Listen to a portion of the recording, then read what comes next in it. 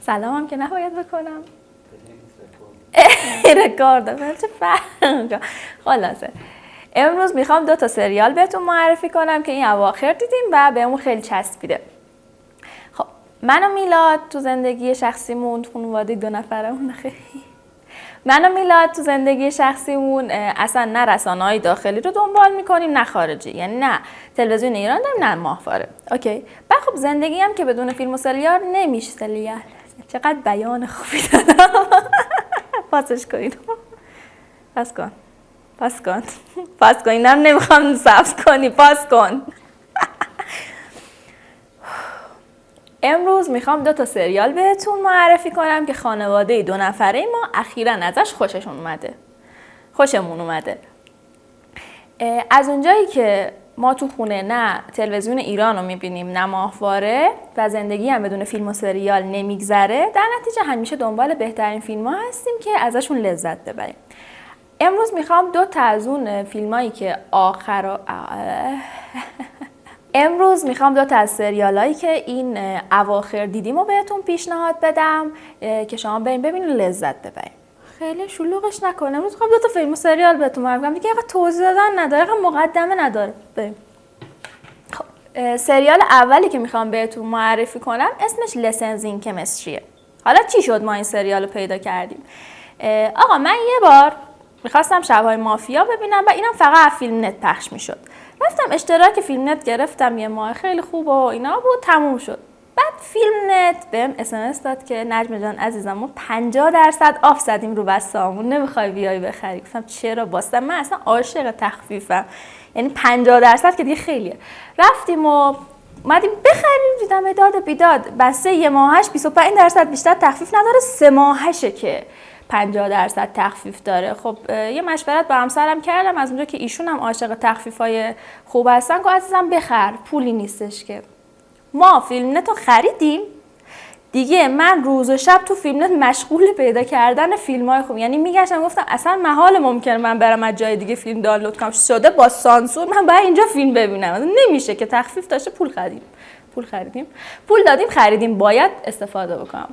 خلاصه یه شب داشتیم نگاه می‌کردیم، بعد فیلمی که داشتیم نگاه می‌کردیم تموم شد. اومدم پایین‌تر دیدم یه پوستر خیلی خوشگلی هستش که عکس یک خانم بلوندیه، زیرش هم نوشته لسنز این کمستری، درس‌هایی از شیمی. و خب پوستر خیلی مهمه دوستان عزیز. اگه شما دنبال فیلم پیدا کردن هستین بدونید که پوستر یه بخش اعظمی از حس و حال فیلم رو بهتون میده. رفتم نگاه کردم، شروع کردم به دیدن. میلان تو اتاق داشت کار میکرد. 10 دقیقه اول شما دیدیم ریتم خوب، رنگ و لعاب خوب.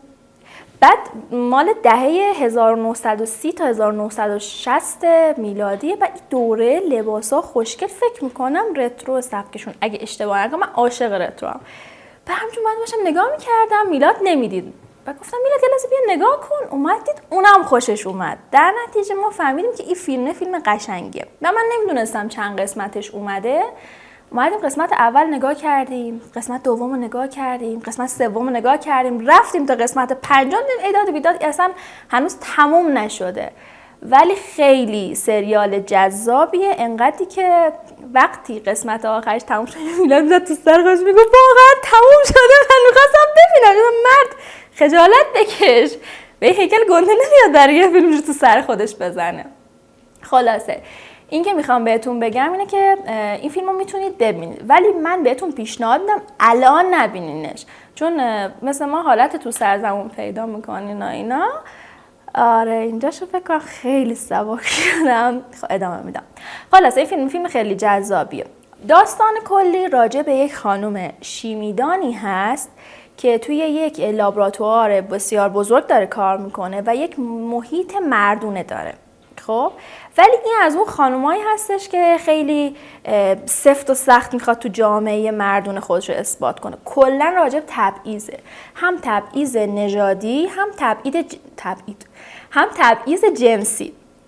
تبعیض نژادیش به این خاطر که یه بخش اعظمی از سریال راجع به سیاه پوستا و محلشون هست و تبعیض جنسیه راجع به اینه که اون ظلمی که در حق خانوما شده، این که مثلا خانوما باید تو خونه بشونن اینا. و من خیلی 2 تا ژانر رو دوست دارم، بعد مهمتر چیه؟ این خانم شیمیدانه میاد شیمی رو ول میکنه میره مجری یه برنامه آشپزی میشه. بعد یه نکته مهمی که فیلم داره اینه که شخصیت برای کارگردان مهم بوده. کارگردان زن بوده. من همینجا بگم به کارگردان زن هم عشق خاصی دارم. خلاصه یعنی شما سگ داستان رو دوست داری، بچه داستان رو دوست داری، پدره رو دوست داری، مادره رو دوست داری، تک تک شخصیت ها براتون زنده هستن و خیلی جذابه. بیشتر از این لو نمیدم. فعلا فصل اولش فقط اومده، اونم حدوداً 7 قسمت، جمعه تا جمعه میاد، ولی اگه میتونین منتظر بمونید شروعش کنین، اگه نمیتونین منتظر بمونین یه چند سال صبر کنین تا تموم بشه بعد بشین ببینین، ولی حتما تو لیست سریالایی که باید ببینید بذارید.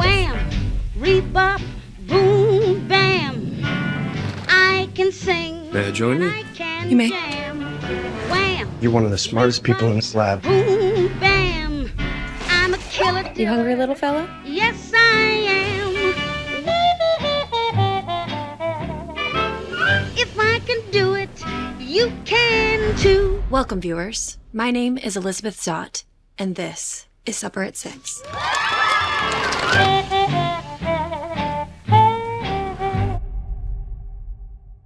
سریال دومی که میخوام معرفی بکنم اسمش The Bear هست یا همون خرس. این سریال هم راجع به غذا هست. اصلا من عاشق فیلم و سریال غذایی هستم. یه لیستم دارم از فیلمایی که کلا راجع به غذا هستن. اگر دوست دارید راجع به اونا هم براتون ویدیو بسازم لطفاً برام کامنت کنید. اینم کال تو اکشن برنامه. خلاصه داستان سریال راجع به بهترین سرآشپز بهترین رستوران دنیا و آمریکا، حالا فرضاً دیگه، هست که برادرش یک رستوران و کسب و کار خانوادگی داره و اخیراً خودکشی کرده. توی وصیتش نوشته که آقا فلانی برادر کوچیکم باید بیاد اینجا رو بگردونه. بعد این داستانه حالتش شکلیه که یک هرج و مرجی اصولاً توی جریانه و برادره میاد توی یک شرایط سختی، حالا باید همه چیز رو هندل بکنه. خب قضیه که راجع به غذا هست و خب تصاویر که راجع به غذا هستن وسوسه برانگیزن. ریتم فیلم خیلی خوبه توی فصل اول البته. بعد این میاد شروع میکنه رستوران رو درست کردن.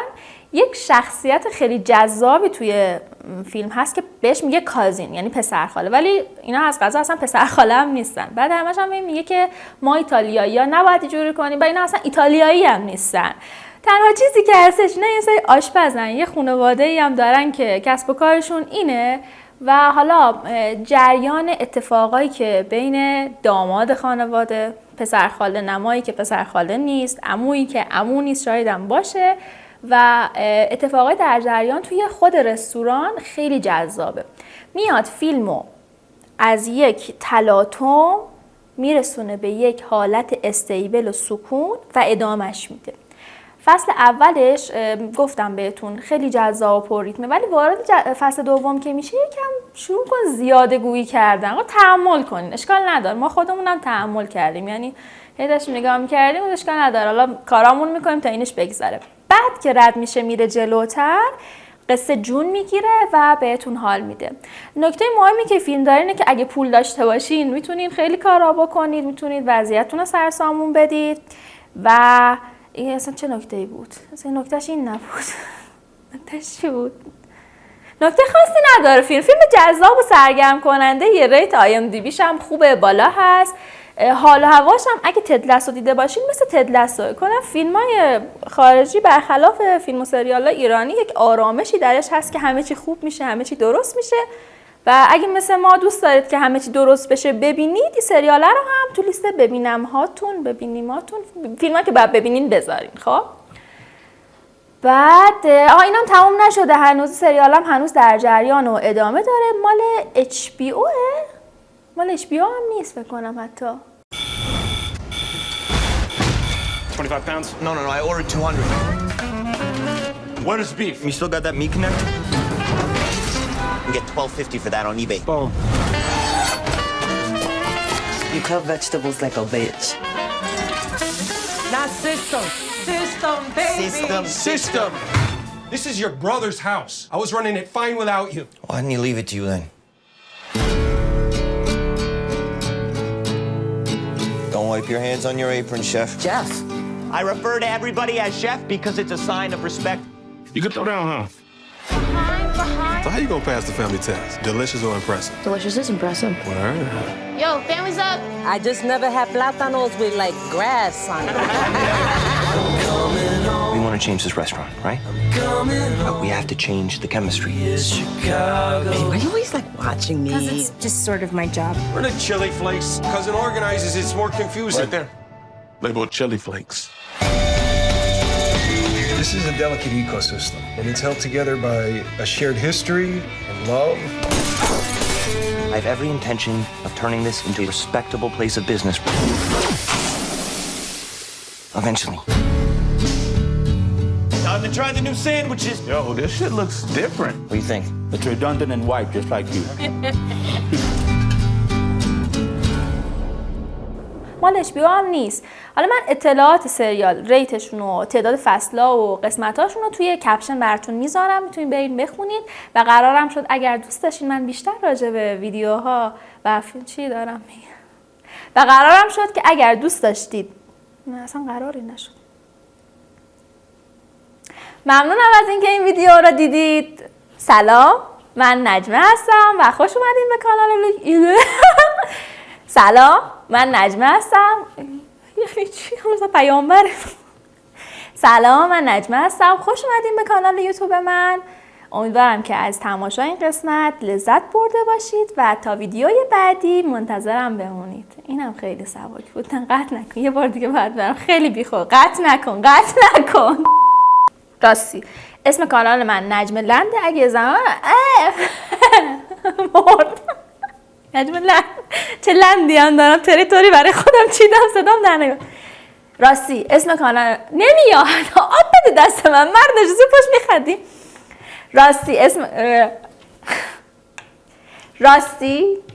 راستی چجوری بگم؟ راستی اسم کانال من نجم لنده. نجم لند تایپ کن بیا فالو کنم، سابسکرایب